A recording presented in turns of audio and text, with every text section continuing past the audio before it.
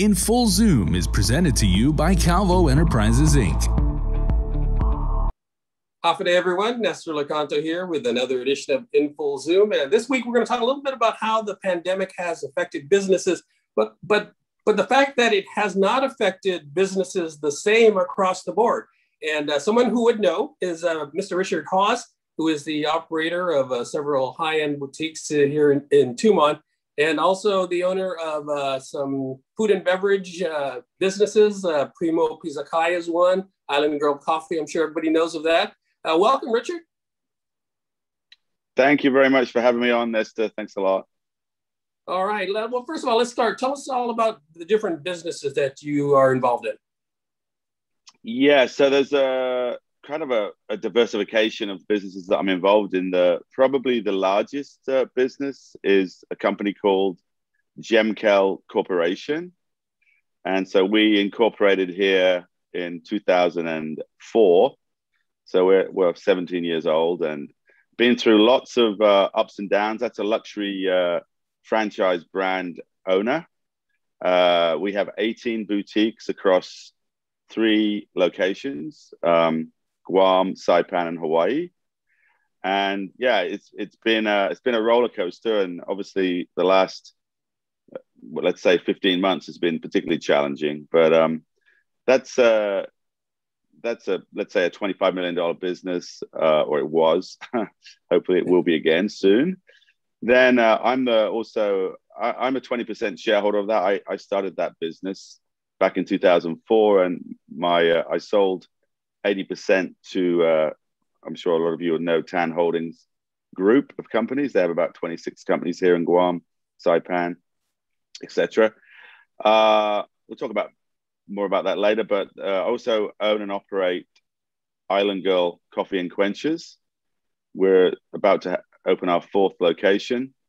Fortunately, that one has not been as hit by the pandemic as the retail business, because they're drive-through coffee businesses.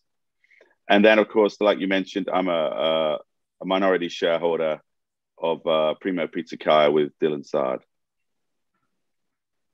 Again, that one is probably a mixture of tourist and local business. So the most impacted is obviously the luxury retail business. The least impacted is the drive-through, and in the middle there would be the restaurant. All right, so let's talk about a little bit about the high-end retail. Let's start with the bad news first. Obviously, it's been heavily dependent on tourism, which is virtually non-existent right now. Tell us about how specifically your boutiques were impacted by the plunge in the tourism industry. Yeah, I mean, dramatically, actually. I mean, we'd started the year last year doing really well. January and February were strong. We were up on the prior year. Things were looking good. We were looking to expand and bring more brands to Guam. We were looking to expand and grow Hawaii. Saipan had been open for 3 years, and we were doing well there. And then all of a sudden, we go from strong tourism to no tourism in all those markets, actually, Guam, Saipan, and Hawaii. So, nobody knew what was going to happen. And we maintained our, employees as long as we could. And we waited, and people were thinking it might be an opening in August. So maybe there'd be an impact of a few months, but obviously it continued on. So we had to make some really tough decisions. Fortunately, the Tan Holdings group, great parent, deep pockets, and not here for the short term. We're here for the long term. We're not. Yeah, are we concerned? Absolutely, we're concerned, but we don't go into these things in a short time frame. So we've had some great years in Guam, and so we're pretty good business people, and we have a strong balance sheet. So we don't just spend all the profits we make. It's important in business to be ready for anything that might come at you. So we only distribute 30% of our profit. So we're in it for a growth situation. That said, we have been extremely dented. So basically, we had to close all our stores. We tried to keep going, but obviously, when pandemic hit and the shutdown, we closed all the stores at the plaza. We closed at Micronesian Mall. We closed at Tumon Sands Plaza. And we thought, like I said, we thought it would be for a few months, but remember there was that brief reopening, and so we did try to open with the stores again, but that lasted a month. And I guess so for the last, it's got to be 7 months, 8 months, we've only had 3 stores open by appointment only, which is Chloe, Givenchy, and Balenciaga at Tumon Sands. The plaza stores are all closed basically because of the quarantine hotel situation. And there's no real business to be had.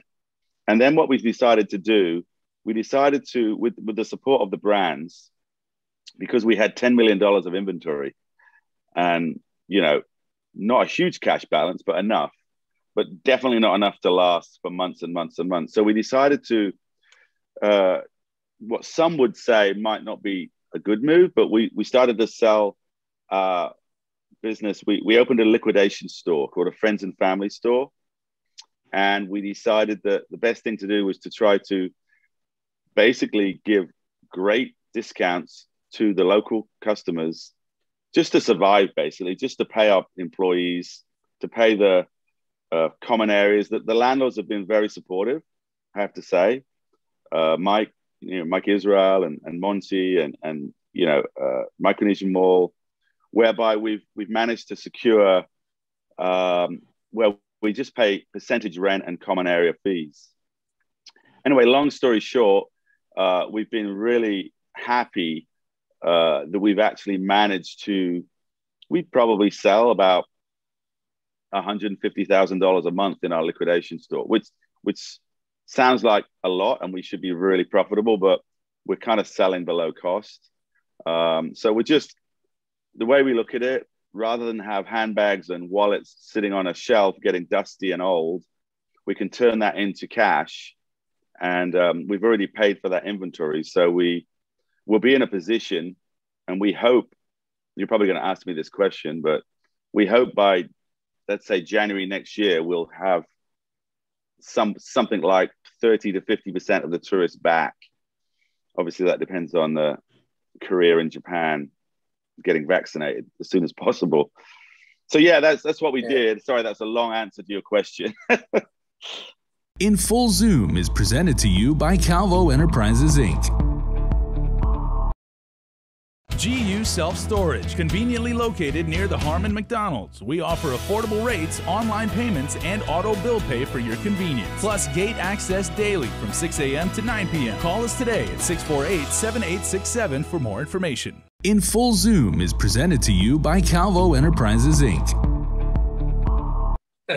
Now that's fine. It was a good answer. And yes, I was going to ask you about that. I think people tend to forget that we were on the cusp of record tourism numbers right before this whole pandemic started. I mean, we had numbers that we had never seen before, and I'm sure that translated into good business for you as well. What do you think is going to be the future when this is all done? Hopefully sooner better than later. Will there be a resurgence of the high-end fashion boutique?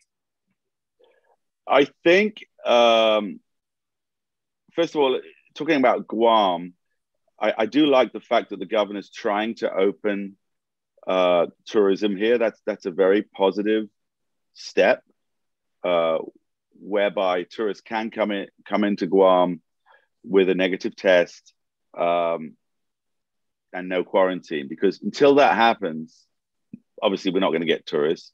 They only come for 3 to 5 days. Now the big challenge is when those tourists return back to their home countries, that they need to be able to return without quarantining. So that's a dilemma we have. I do think that eventually Japan and Korea will, like Guam's done an amazing job. You gotta you've got to thank the National Guard and the DPHSS and the government that they've, I'm not saying they did it right immediately, but they've certainly got it right now. And it's amazing that we're almost getting to 50% of the population. Sorry about my WhatsApp keeps dinging. Let me just change that. Can you still see me? No, we've lost one sec. One lost second. Your video. There we go. Let me get back. There you go. Sorry, I'm back. Yeah, it's a Monday, so everybody's WhatsApping. Yeah. So what was I saying was, I think it's gonna take some time until, you know, the tourists can actually get vaccinated to a level where their home countries are comfortable that they don't need to quarantine. So that said, when that happens, I feel that the demand for travel will be huge. Like, we all want to travel. I love traveling. We're all being cooped up for so long and ready to live life again. And yes, I think the tourism will come back. I think it'll come back strong. I think it'll come back even stronger. We've been through typhoons. We've been through SARS. We've been through the Iraq War. We've been through. Guam is so resilient as a location. The people are ready to work, ready to receive tourists. We do need tourism. We can't survive just on the local business and military. It's a real important sector of the market here. So as soon as we can get that back and get going up, we're very confident. That said, like I mentioned briefly earlier, we don't think we will see many. The tap is going to be turned on, but it's going to be dripping. There's going to be a drip feed of tourists. There'll be those guys that are prepared to, you know, go for it. But we're not going to get very many tourists this year. That's our belief. You know, hopefully by, you know, end of the year, we do get to see some numbers. But we've budgeted basically that Q1 next year, somewhere around about 30% of 2019 levels. By the middle of next year, 50% of 2019 levels, and by fourth quarter, fingers crossed, we're back to where we started pre-pandemic. Yeah, and what are your the product manufacturers saying about demand? Is there also you know, you mentioned there's going to be a pent-up demand for travel. That's pretty obvious. But will there be a demand also for those types of products? I think there will. I mean, people love. It makes them feel good, right? You're buying the dream. It's not the product. It's the brand.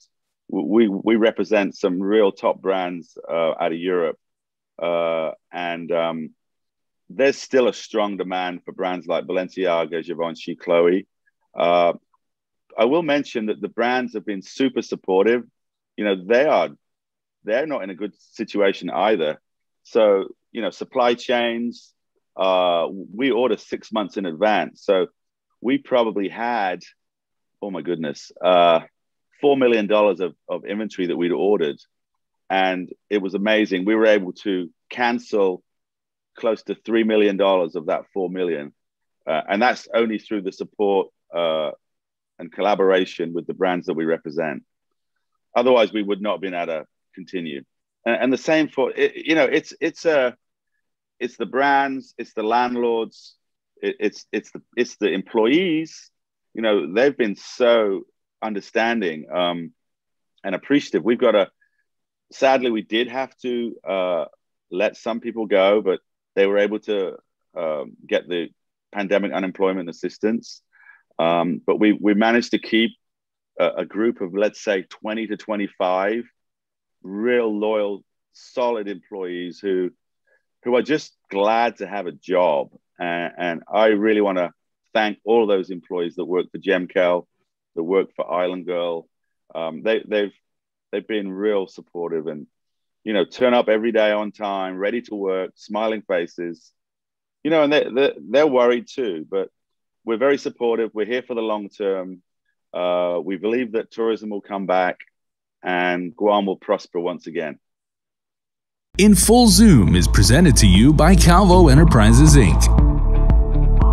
GU Self-Storage, conveniently located near the Harmon McDonald's. We offer affordable rates, online payments, and auto bill pay for your convenience. Plus gate access daily from 6 a.m. to 9 p.m. Call us today at 648-7867 for more information. In Full Zoom is presented to you by Calvo Enterprises, Inc.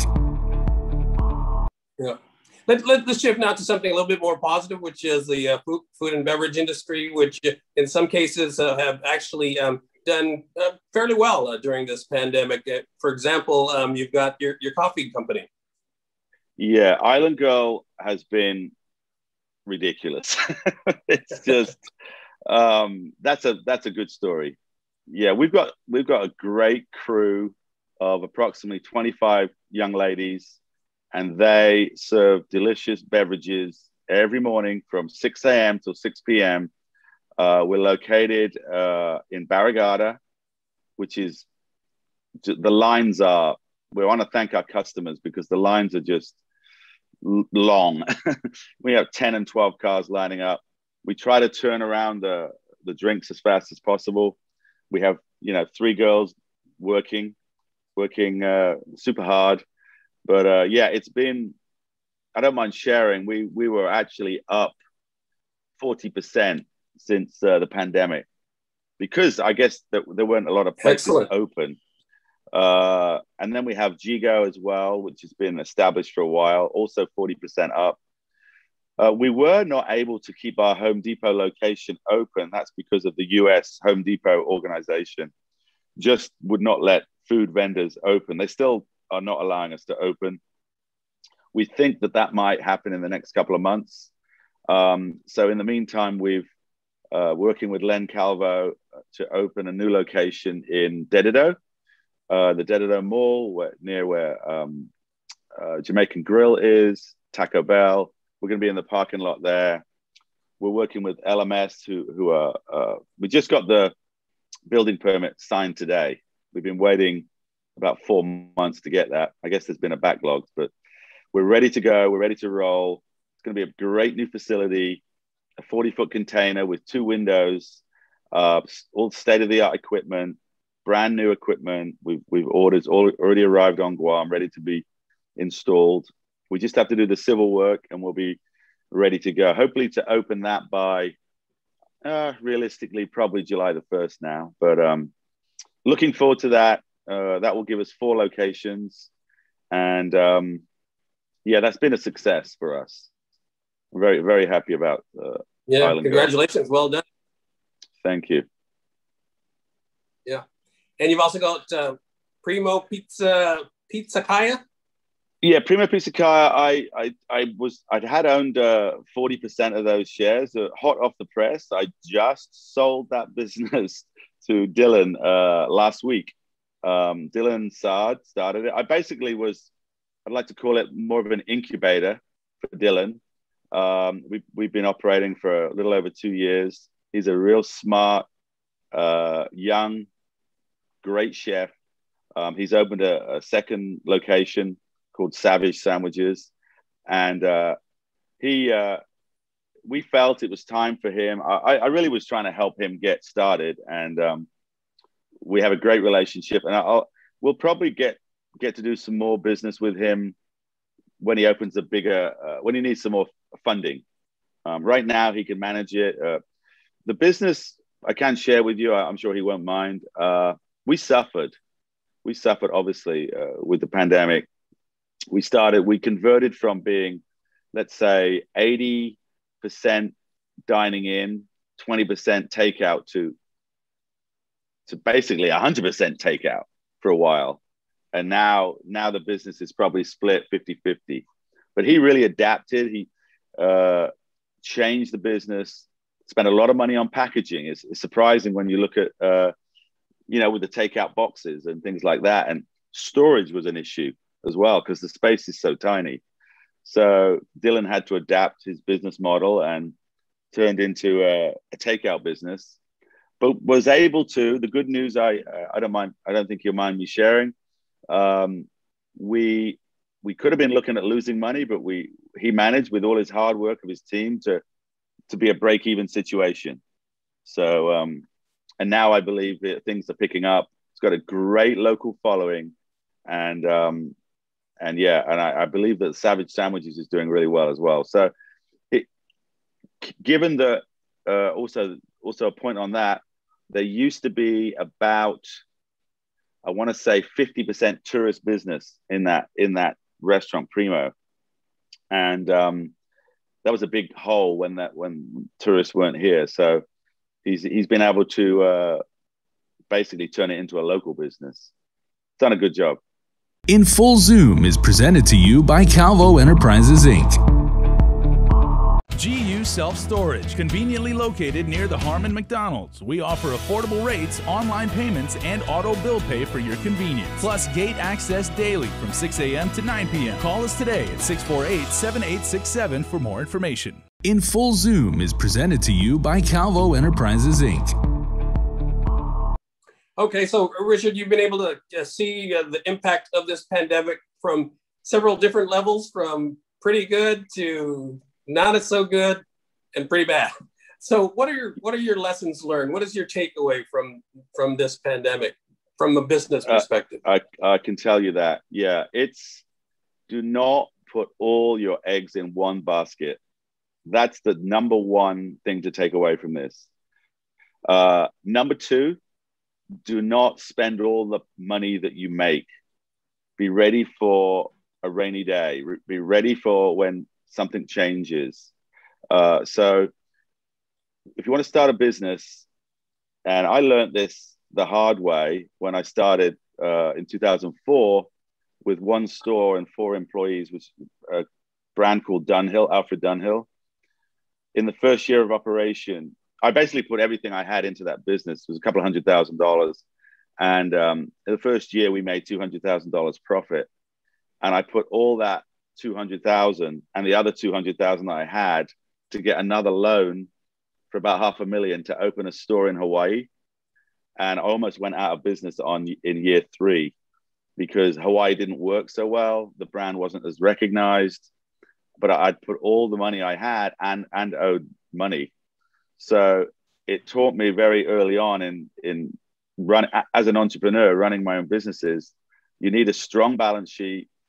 You do not want to, I mean, people throw the dice. I threw the dice, but, you know, basically a rule of thumb for me in any business is 50% equity and 50% debt. And that debt can be in the form of joint venture partners or bank finance. So I would not want to go higher than that because it gives you that, you know, if there's a downturn or you know, you got to move fast in a different direction, you've still got some equity in your balance sheet. So yeah, they'd probably be the 2 lessons: diversification into different industries and businesses, and not complete reliance on a tourist business only, which is what the Island Gold Coffee. That really helped us get through this last 15 months, to be honest. And also the support of, don't be afraid to, if you're starting a business, to reach out to people that have done it before. And, you know, you don't need to have 100% of the pie, you know? So there are companies and groups and individuals out there that are ready to help support new people coming into business, which is what I try to do also. Get some help where you can get it. All right. And real quickly, since we're running out of time, you're still bullish on the Guam economy? 100,000%. Definitely, yes. Yep. I'm looking at, I can't tell you what it is right now, but of getting into another business with a good friend of mine. In the next 3 months, we'll be able to share that with you. All right. Richard Hawes, serial entrepreneur, still bullish on the Guam economy going forward. Thank you so much for your time, Richard. Appreciate it. Thank you, Nestor. Have a great day. You too. All right, everybody. That's In Full Zoom for this week. I'm Nestor Lecanto. Thanks for watching. We'll see you again next week. In Full Zoom is presented to you by Calvo Enterprises, Inc.